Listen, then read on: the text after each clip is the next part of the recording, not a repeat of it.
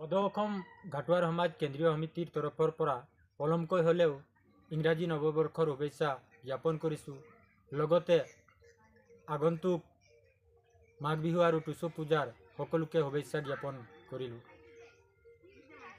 1995 চনৰ 12 ফেব্ৰুৱাৰী তাৰিখে সদৌ অসম ঘাটুৱাৰ সমাজ প্ৰতিষ্ঠা কৰা হৈছিল আৰু সেই তেতিয়াৰ পৰা আমাৰ 12 ফেব্ৰুৱাৰী তাৰিখটো আমি উলহ মালহেৰে প্ৰতিষ্ঠা দিৱস হিচাপে উদযাপন কৰি আহিছোঁ।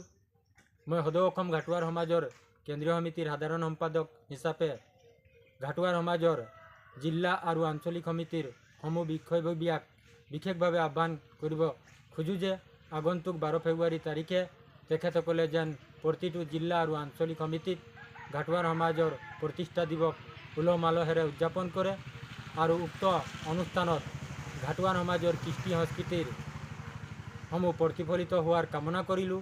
লগতে ঘাটুৱাৰ সমাজৰ বিভিন্ন দিশসমূহ উক্ত অনুষ্ঠানত বিতংভাৱে আলোচনা আৰু চৰ্চা কৰা হ'ব বুলি আশা ৰাখিছোঁ।